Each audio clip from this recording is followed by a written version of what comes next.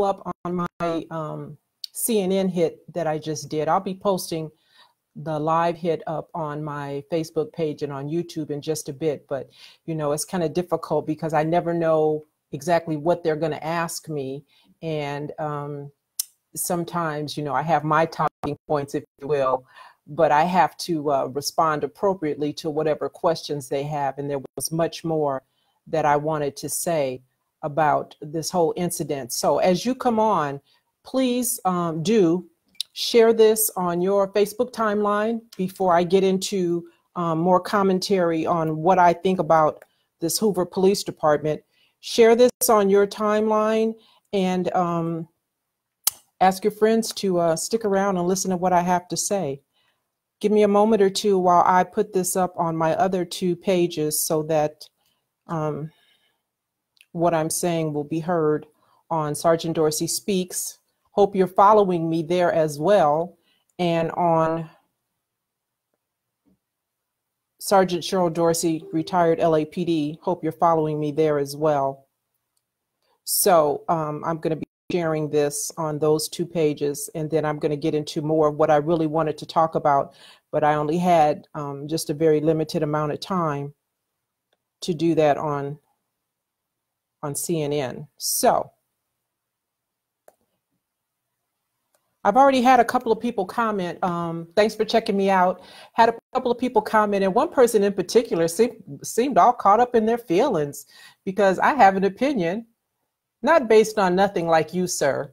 I have an opinion about this shooting based on 20 years in an LAPD uniform as a police officer and a patrol sergeant, be clear. And so, you know, police officers are trained and taught, you hear it all the time, that they make snap-second decisions, split-second decisions.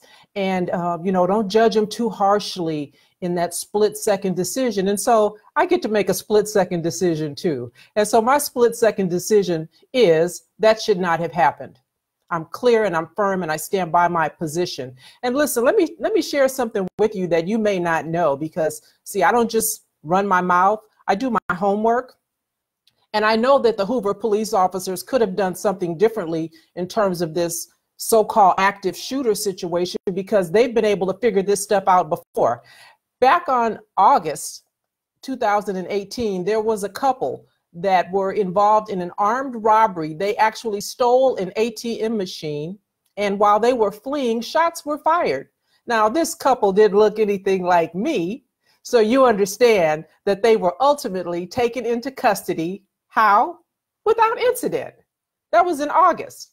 And then just a few weeks ago, on October 28th, there was a 13-year-old kid, and I can't prove this because he's a minor, and so, you know, there's no images of the suspect. But this 13-year-old kid, probably looks nothing like me, was out at 10 o'clock at night breaking into the Hoover Tactical Firearms store. And this little guy stole a bunch of guns. And they found him later on crouched between a couple of cars, all secreted and hidden in what you would think would be a scary situation, right?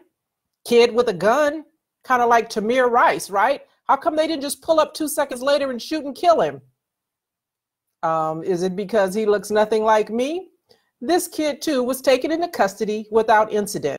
So miss me with that officers, you know, had an active shooter and it was a hot scene and they mistakenly, you don't get to mistakenly take a life. You don't get a do-over. You need to know what the heck you're shooting at. And Hoover PD understands how to use restraint when they're dealing with white folks. They don't have a problem holding back, assessing the situation, probably verbalizing and having communication with the suspect that's armed. They didn't have a problem doing that in August. They didn't have a problem doing it on October 28th.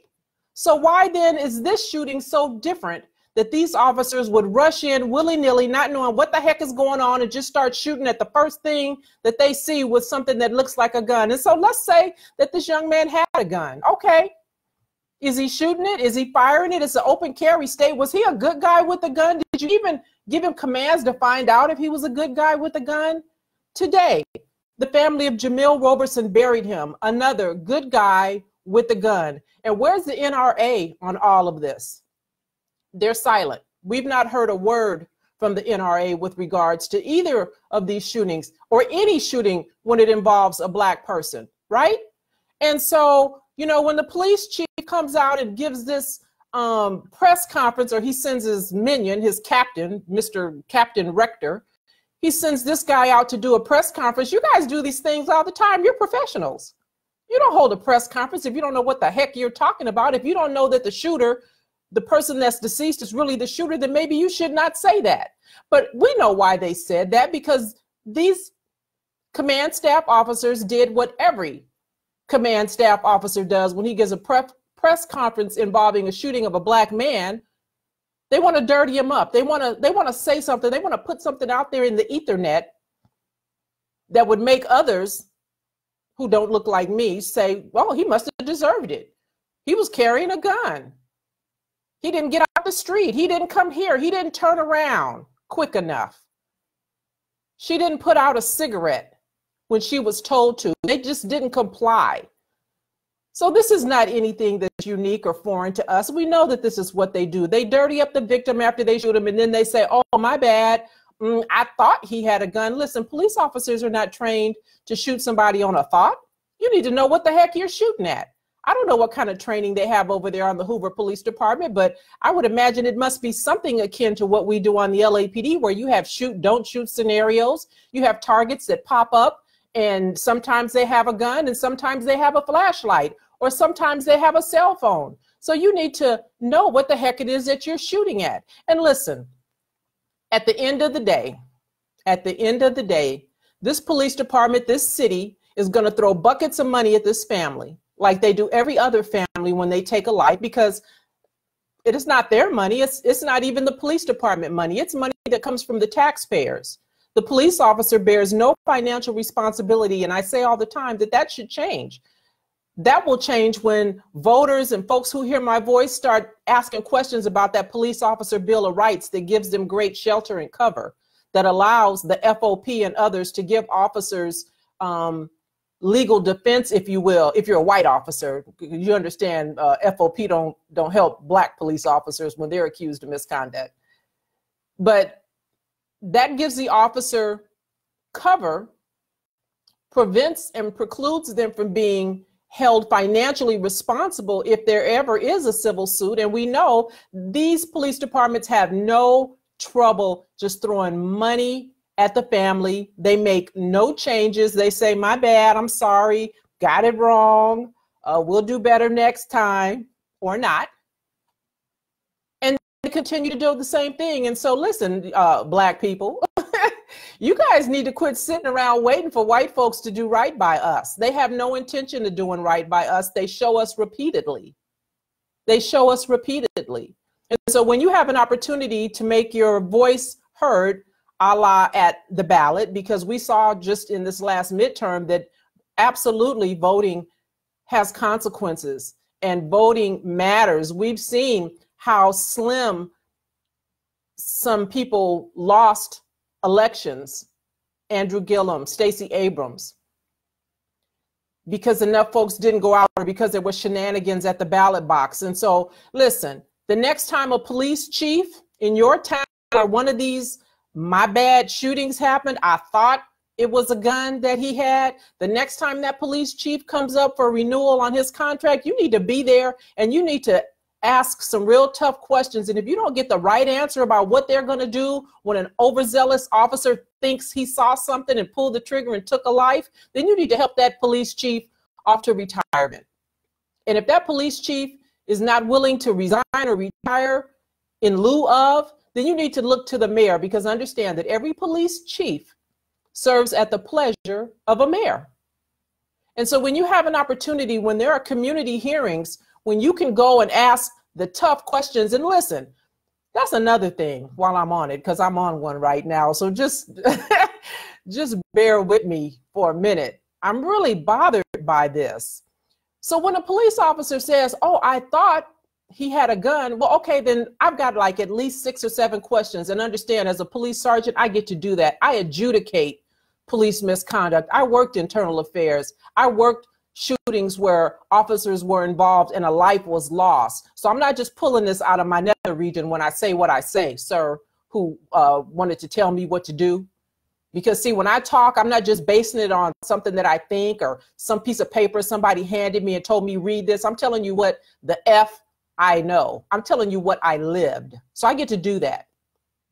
And evidently there's value in what I say, because guess what? CNN keeps calling me back to hear what it is that I have to say about these shootings. And so you don't get to come on my page, and I'm gonna help you with whatever it is that's troubling you in a little bit. If you come back with some more foolishness, I'm gonna help you.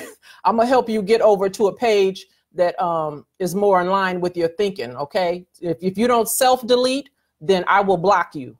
I will block you.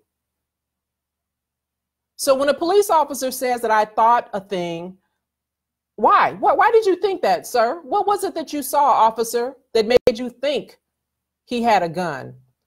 There's so much stuff going on, and there's so many instances, and I'm not going to get into this story. I'll talk a little bit about it next week, but there was another young man. Video just came out from 2017. Officer said they thought he was reaching for maybe a hidden gun, and so they shot and killed. No, they didn't kill him. They just severely wounded him.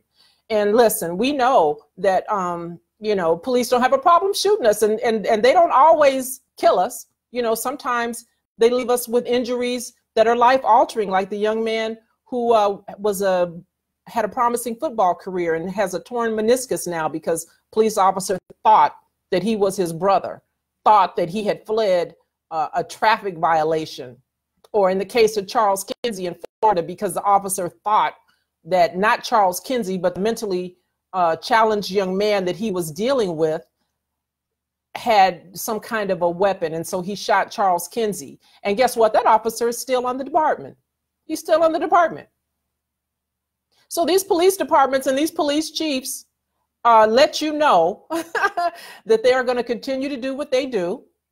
Police officers understand that. Police chiefs will circle the wagons. They will say whatever they need to say in the moment, because they understand that we have a short-term memory. And if folks are really for real serious about that mall over there, River Chase Galleria, you should never see anybody that looks like me in there again in this lifetime. In this lifetime.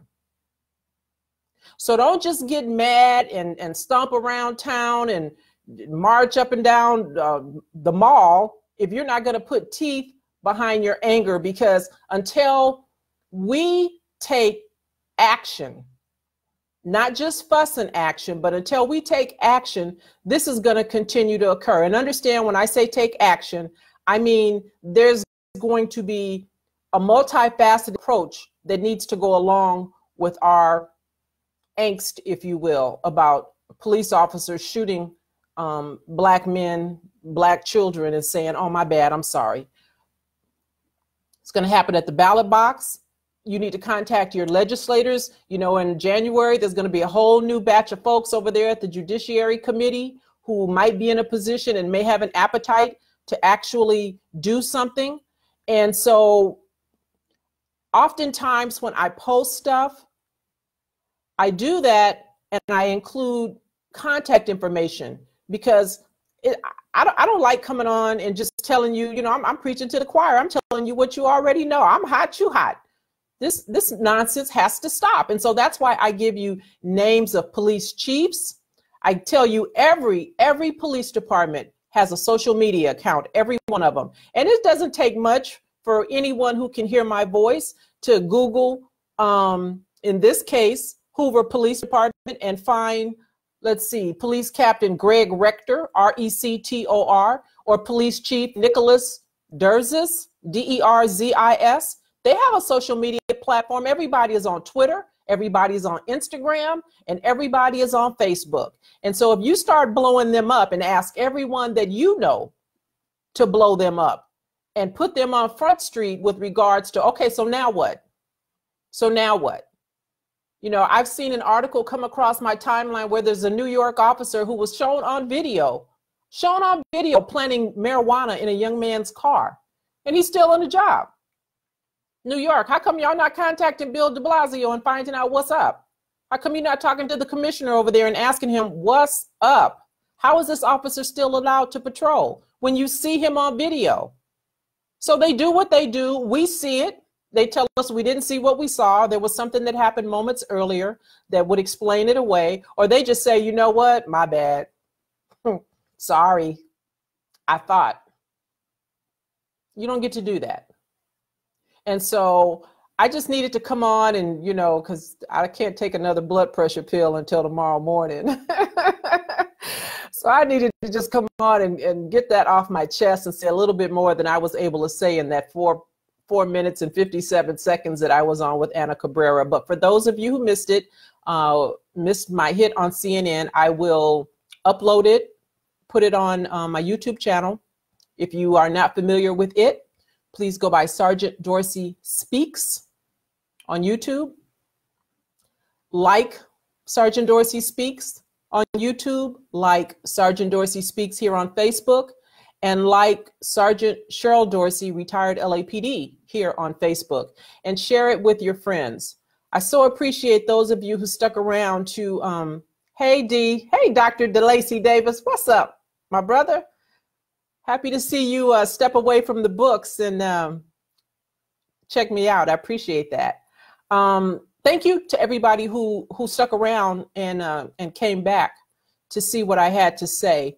And we'll talk a little bit more about this on Wednesday. And, you know, there'll be some more developments and there'll be some more shenanigans. But at the end of the day, Hoover PD, yeah, I'm not buying what you're selling, sir. I'm not buying it because you guys have shown us when white folks got guns and they're doing all manner of mischief over there, you guys figure out how to show some constraint, and you didn't do it this time, and you didn't do it because it was a black man, and you didn't do it because you know you were going to get away with it, and you know that there would be no substantive consequence.